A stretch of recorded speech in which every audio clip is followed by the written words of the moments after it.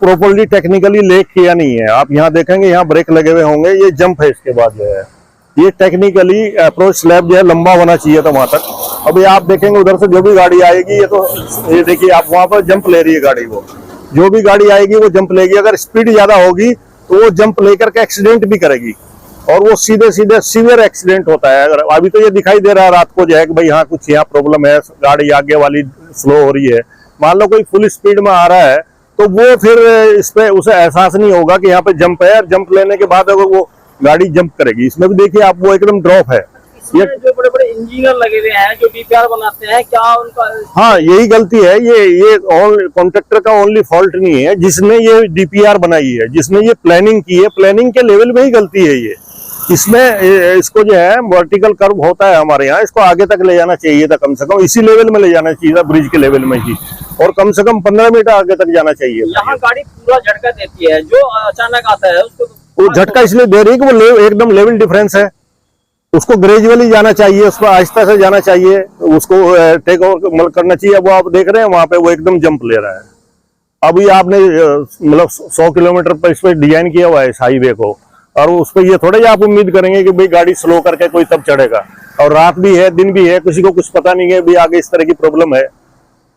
तो ये इसमें टेक्निकल डिफेक्ट है, और ये डिफेक्ट ये प्लानिंग लेवल का डिफेक्ट है। अभी आप देखें गाड़ियों को, ये देखो ये आ रहा है, ये देखो, ये तो मतलब अभी इनको आप देखना, जरा सा ऑब्जर्व करना। अगर ये इधर से जा रहे होते तो इनमें से एक ना एक को लिपट जाना। तो इसी को देखना आप, ये कोई भी गाड़ी इधर से भी आएगी उसमें ये डिफेक्ट है यहाँ पे, और इधर से भी कोई आएगी तो उसे आप देखिएगा, ये अब ये स्पीड स्लो करके थोड़े ना आप इंडिकेटर लगा रखा है कि भाई हमें डिफेक्ट है यहाँ पे। ये मतलब किसी को कुछ पता नहीं कि आगे क्या है। अब वो तो एक अगली गाड़ी को देख के इसकी वजह से स्लो डाउन कर रहे हैं, अदरवाइज इसमें अगर कोई फुल स्पीड में आएगा तो वो जंप लेगा। ये टेक्निकल डिफेक्ट है, और ये प्लानिंग लेवल का ही डिफेक्ट है। बने हुए हैं, प्रॉपर हाइट के नहीं है, क्रैश बैरियर नहीं लगे हैं, जो ब्रिजेज हैं उनकी अप्रोच में भी वो वर्टिकल कर्व नहीं लगाए गए हैं, जहाँ एम्बैंकमेंट है वहाँ क्रैश बैरियर नहीं है। तो इसमें बहुत सारी टेक्निकल कमियां हैं, उसको तो मैं आपको साइट पे ही एक्सप्लेन कर सकता हूँ। ये राष्ट्रीय राजमार्ग है रुड़की से पंचकुला, और ये 100 किलोमीटर की रफ्तार के लिए डिजाइन किया हुआ है। इसको 100 किलोमीटर की स्पीड से गाड़ी चलनी चाहिए, चल सकती है। अगर कोई चलाना चाहे वो चलाए, ना चलाए वो अलग बात है, लेकिन कोई 100 की किलोमीटर स्पीड पे चलाना चाहे तो चलना चाहिए, और उसको कोई झटका वटका नहीं लगना चाहिए। इसमें जो पुल बने हुए हैं, हम आपसे ये पूछना चाहते हैं, उन पुलों पर अगर आप 100 किलोमीटर की स्पीड से चढ़ते हैं या उन पर से उतरते हैं तो क्या आपको कोई झटका महसूस होता है, या आप 100 किलोमीटर की में ले जाते हैं सीधे? नहीं, झटका तो लगता है। झटका लगता है, आपको ब्रेक लगाने पड़ रहे हैं। हाँ जी, हाँ जी। आपको 100 किलोमीटर पर नहीं चढ़ सकते, आपको अपनी रफ्तार कम करनी पड़ेगी, और जैसे ही आप उतर रहे तब भी कम करनी पड़ेगी। बिल्कुल बिल्कुल। तो ये एक कमी है, मतलब ये नहीं होनी चाहिए। क्योंकि आपको जरूरी नहीं है हर टाइम अटेंशन। दिन में तो दिखता भी है कि भैया पुल आ रहा है, चढ़ रहे हैं उस पर। रात को ये भी पता नहीं होता ये कब आप पुल पर चढ़ रहे हैं, कब उतर रहे हैं। तो जी, आपका क्या नाम है साहब? मेरा नाम कुलदीप सिंह है, मैं पंजाब से। पंजाब से हैं? पंजाब में कौन से शहर से हैं आप? रोपड़ से। अक्सर आते जाते रहते हैं गाड़ी पे? इस वाले पर, हरिद्वार वाली पर आते रहते हैं अक्सर आप? यही है, थोड़ा सा जंप ज्यादा है, बाकी डिवाइडर में थोड़ा सा पेड़ वगैरह नहीं है, पेड़ नहीं है। इसके अलावा जहाँ मोड़ है वहाँ पर क्रैश बैरियर भी नहीं है। वो होना चाहिए जो एल्युमिनियम वाला लगा होता है। जहाँ मोड़ है वहाँ वो 4 होने चाहिए, 2 बीच में और 2 किनारे पर होने चाहिए, वो लगे हुए नहीं है। इसके अलावा साथ साथ जहाँ ऊंचाई है, मान लो 10 फीट से ज्यादा ऊंचाई है, तो वहाँ पर भी वो चाहिए क्रैश बैरियर। वो भी नहीं है यहाँ पे, यहीं पर नहीं है। मतलब इसमें ये प्रोविजन है, जहाँ जहाँ हॉरिजॉन्टल कर्व होगा वहाँ पे 4 क्रैश बैरियर लगेंगे, और व्हील कर्व भी होना चाहिए दोनों साइड। अब यहाँ पे आप देख रहे हैं कि यहाँ व्हील कर्व है ही नहीं। यहाँ व्हील कर्व नहीं है, बिल्कुल ही नहीं। और सबसे बड़ी बात ये क्रैश बैरियर नहीं है। यहाँ तो 4 होने चाहिए, 4 की बजाय 2 भी नहीं है। मतलब ना उधर है, ना इधर है, ना बीच में। अच्छा, इस साइड में व्हील कर्व है तो इसकी ऊंचाई कितनी है? हाँ, वो व्हील कर्व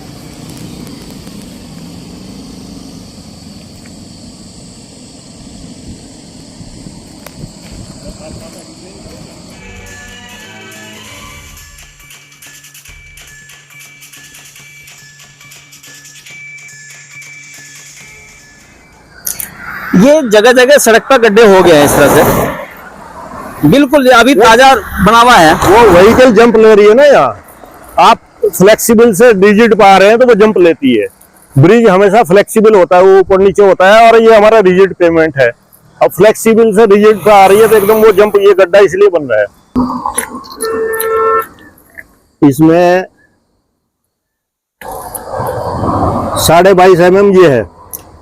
ये कितना होना चाहिए ये बिल का जाए? 22.5 सेंटीमीटर या 225 mm होना चाहिए IRC कोड के हिसाब से। 225 mm। ये कितना है मौके फिलहाल? ये आप देख लो, ये मुश्किल से जो कितना है, ये तो 12 ही है केवल, मात्र 12 बाई 120 mm है।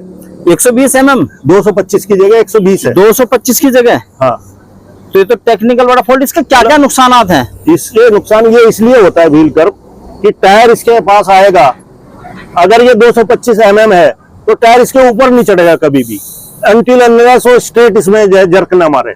ऐसा नॉर्मली होता नहीं, कोई भी 90 डिग्री पर जर्क नहीं मारेगा, इसमें साइड से ही आता है, और साइड इसको फिर रिफ्लेक्ट कर देती है। अगर ये 225 mm होगा तो ये टायर को क्या है, चाहे डंपर का टायर हो, किसी का भी टायर हो, उसको ये डिफ्लेक्ट कर देगा। अब ये डिफ्लेक्ट नहीं करेगा, अगर इस पे से गाड़ी आएगी तो ऊपर चली जाएगी, इस पे इजीली चढ़ जाएगी। और ये वो रीजन है एक्सीडेंट का, बहुत बड़ा रीजन है ये मतलब 225 mm IRC कोड कहता है। आज से नहीं, 1960 से कह रहा हो, आज का कोड नहीं है, 80 साल पुराना कोड है। तो ये मतलब ये प्लानिंग का डिफेक्ट है। यहाँ पे ज्यादातर मिट्टी जमी मिलेगी आपको, कहीं भी नहीं है। ये 225 कहीं है ही नहीं पूरी रोड में। ये तो मात्र 10 भी नहीं है, ऐसा लग रहा। वो 10-12 सेंटीमीटर का है, 120, 100, 120, 125 तक। अभी ये यहाँ से वहां तक मिला रहे हैं इसमें।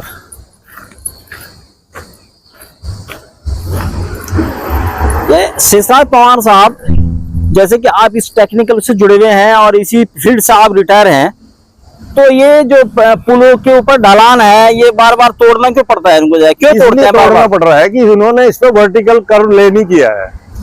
उस ब्रिज पे से आने के बाद में इसको बहुत मतलब कम से कम 15 मीटर तक वो उसी लेवल में आना चाहिए था। उसके बाद इसमें गोलाई का कर्व होता है, वर्टिकल कर्व बोलते हैं जिसको। अब ये वो ग्रेजुअली आहिस्ता आहिस्ता फिर उस पर जाना चाहिए। अभी वो जो प्रॉब्लम वहां आ रही है वो यहाँ आने लग जाएगी, जैसे ये पूरा करेंगे वो यहाँ जाएगी, क्योंकि यहाँ फिर वो यहाँ पे एक वो इम्पैक्ट बनेगा इस पे। गाड़ी यहाँ पे जर्क लेगी, फिर जंप लेगी, क्योंकि वो 100 किलोमीटर स्पीड के हिसाब से कर्व जो है वो ले नहीं हुए। जहाँ पैसे का नुकसान, वहीं ये जनता को असुविधा भी तो हो रही है इससे।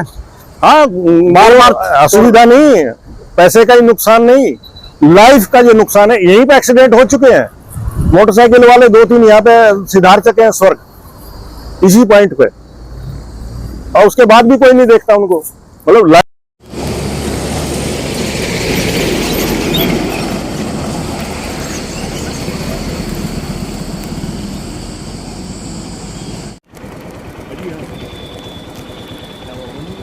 नहीं, मैं कह रहा ऐसे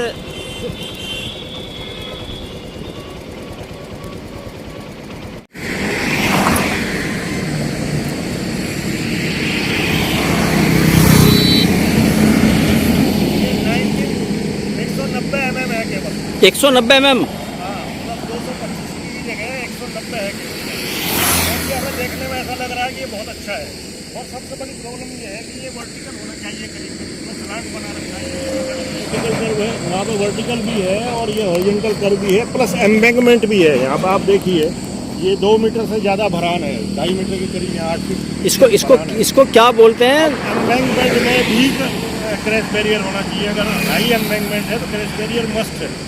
तो ये प्लानिंग की कमी है, मैं समझता हूँ। जिसने DPR बनाई होगी उसने ठीक से योजना नहीं बनाई कि यहाँ पर क्रैश बैरियर लगने चाहिए, जैसा लगता है। हो सकता है कुछ और इशू हो, लेकिन अभी ये टेक्निकल डिफेक्ट है। ये हमारे टेक्नीशियन जितने भी हैं, मान लें जिन्होंने DPR बनाई, तो सारा फॉल्ट उन्हीं का नहीं है। यस, क्योंकि वो और DPR बनाने के अच्छे खासे पैसे चार्ज करते हैं, और वो कंपनियां स्थायी बनी हुई हैं कि वही बनाएंगे DPR। क्योंकि ठेकेदार के अगर में खाली डिफॉल्ट माना जाए, निगरानी तो उन्हीं की रहती है। मतलब तो ठेकेदार का मुझे ऐसा लगता नहीं कि ये तो डिजाइन डिफेक्ट है और ये डीपीआर बनाने वाले की गलती है और डीपीआर को एक्सेप्ट करने वालों की भी गलती है। NHAI ने क्यों नहीं देखा कि ये रिक्वायरमेंट है। इसके अलावा सबसे बड़ी गलती वहाँ पे है कि रोड सेफ्टी ऑडिट हुआ होगा इसका। रोड सेफ्टी ऑडिट के चार्जेज होते हैं, वो देने होते हैं, रोड सेफ्टी ऑडिट के चार्जेज लिए होंगे, उन्होंने क्या देखा। ये हैंड ओवर करने से पहले होता है या फिर कब होता है? हैंड ओवर करने से पहले रोड का सेफ्टी ऑडिट होता है। जो ट्रेवलर्स हैं उनकी सेफ्टी इंश्योर की गई है या नहीं की गई है। ये रोड सेफ्टी से ही कंसर्न इशू है। क्रैश बैरियर, व्हील कर्वेचर, ये सारे के सारे रोड सेफ्टी के इशू है। तो रोड सेफ्टी ऑडिट वाली कंपनी का खाली पैसा मतलब उसका मतलब चार्ज किया है, इसको प्रॉपर्ली ऑडिट नहीं किया। बनाते समय जो इंजीनियर गण है, जो हमारे जो अभियंता हैं, वो भी लगातार देखते हैं इसको, उन्होंने किस आधार पर इसको जो है वो कर दिया? हाँ नहीं, वो गलती है। टेक ओवर जब किया होगा, इसमें टेक ओवर तो नहीं होता क्योंकि कॉन्ट्रैक्ट है उसका 15 साल का। तो कॉन्ट्रैक्टर ही जो इसको कंसेशनर है जिसने बनाया है वो इसको मेंटेन भी करता है, लेकिन फिर भी नॉर्म्स चेक होनी चाहिए। ये है वो सबसे बड़ा। ये तो जनता के साथ खिलवाड़, उनके जीवन के साथ खिलवाड़ है। जीवन के साथ खिलवाड़ है। पैसे वैसे की तो कोई बात सेकेंडरी होती है, जीवन का मतलब सबसे बड़ा वो है। जो इतनी हाई मतलब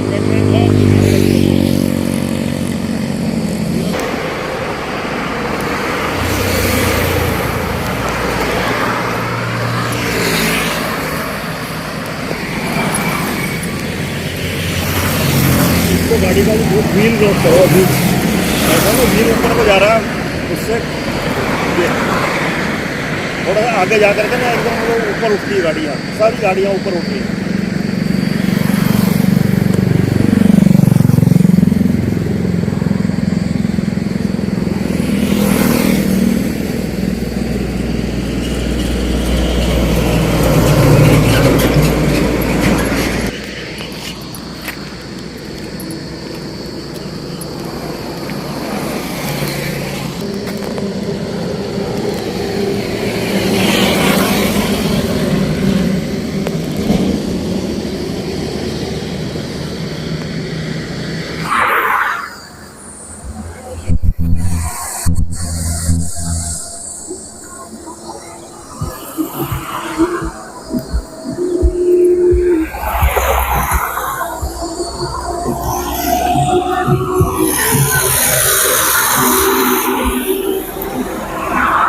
जी पवार साहब, ये जो व्हील हर्ब है, व्हील कर, हाँ, तो इसका यहाँ कितनी ऊंचाई है? जो पहिए रगड़े हुए हैं, देखो जगह जगह पहिए रगड़े गए हैं वाहनों के। 195 mm है ये। 195 mm और होना कितना चाहिए पूरा? mm है। 225 की जगह 195 है। 225 की जगह 195 mm है ये। mm कम है। हाँ, ये जगह जगह ऐसा नहीं है कि आप 5% 2 मिलीमीटर कम होना चाहिए, 200 ऊपर ही होना चाहिए, कम नहीं होना चाहिए। लेकिन गनीमत 225 mm से कम है तो उसका पर्पज हिट हो।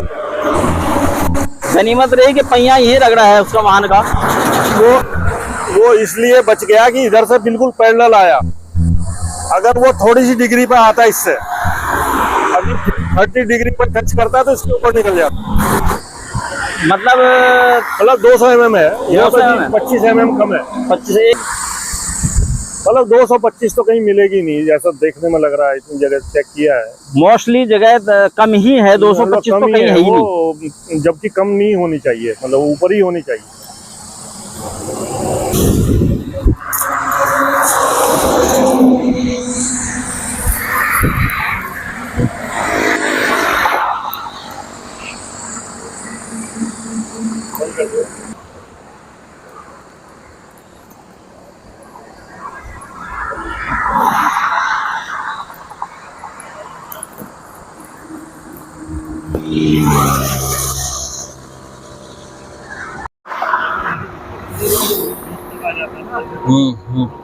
ये निकल गई भारी भारी होती है, भारी चला जाएगा।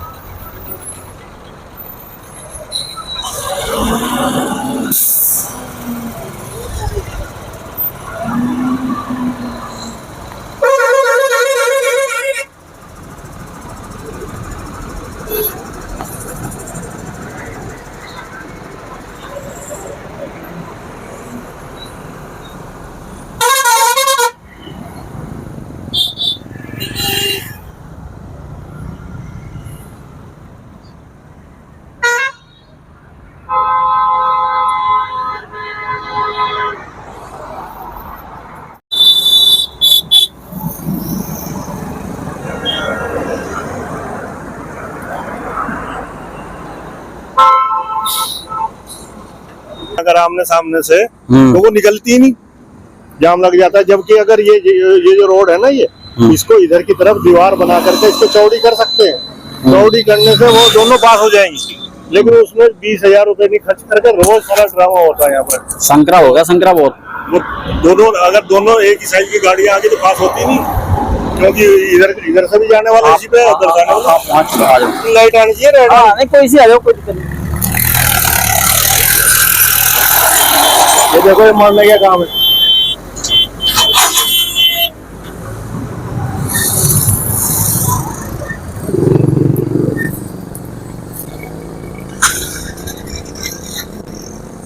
जी पवार साहब,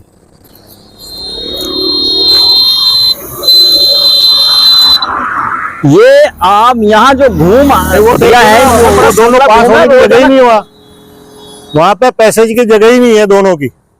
बहुत संकरा, यहाँ दो वाहन आराम से नहीं निकल पाते। नहीं निकल सकते, अगर दोनों हैवी व्हीकल है तो निकलेगा ही नहीं। जबकि वहाँ रोड साइड में दीवार लगा के बढ़ाई जा सकती है 1 मीटर चौड़ाई। अगर दीवार लगा दे वहां पर तो 1 मीटर चौड़ाई बढ़ सकती है, फिर वो पैसेज की प्रॉब्लम नहीं रहेगी। उसके बियॉन्ड नीचे ठीक है, वो 50 मीटर का टोल है, 100 मीटर का ऐसा है कि उसमें डबल गाड़ियां पास हो ही नहीं सकती, वो लग गया जाम, वो लगा रहता है ऐसे ही। कोई भी हाईवे व्हीकल अगर इधर से भी चली गई और उधर से भी चली गई तो वो रुक जाएगा जाम, और आधा घंटा जाम लग जाता है यहाँ। क्योंकि ट्रैक्टर अगर कोई लोडेड आ गया या कोई हैवी व्हीकल लोडेड आ गई जिसको वो पास नहीं हो पाती है। बड़ी गाड़ी के पास में छोटी गाड़ी तो पास हो जाती है, लेकिन 2 बड़ी गाड़ी अगर फुल्ली लोडेड आ गई तो फिर वो पास होती नहीं वहाँ। तो इसका सॉल्यूशन क्या है? सॉल्यूशन ये है कि जो रोड साइड है उसमें आप आरसीसी की दीवार लगाइए, 1 मीटर चौड़ाई बढ़ा दीजिए, तो वो कुछ भी नहीं है। ये जो इतना संकरा मोड़ हो गया, यहाँ गाड़ियां रोजाना जाम की स्थिति बनी रहती है। अभी आप और देखें, अभी जो इसमें एक्सप्रेसवे दिल्ली देहरादून आकर के मिलेगा, अभी 500 मीटर नीचे ही है वो, तब इस पर ट्रैफिक कितना बढ़ जाएगा और यहाँ क्या हाल होगा। अभी से ट्रैफिक इतना जबरदस्त है, अभी भी प्रॉब्लम है, ये इतनी ज्यादा प्रॉब्लम है कि जो गाड़ी यहाँ पे टर्न लेती है, क्योंकि उस साइड से अप्रोच नहीं है। सर्विस रोड एक साइड में बनाई है, दोनों साइड बननी चाहिए थी। साथ ही ड्रेनेज की जो प्रॉब्लम है, यहाँ पूरे रोड पर ड्रेनेज की प्रॉब्लम देखने में जगह जगह पानी भर रहा है। हाँ, वो रेन कट्स बने हुए हैं, क्योंकि उसका प्रॉपर ड्रेनेज नहीं है, प्लानिंग से डिजाइन नहीं है। उसके जो है वो रेन के लिए स्लोप्स होने चाहिए।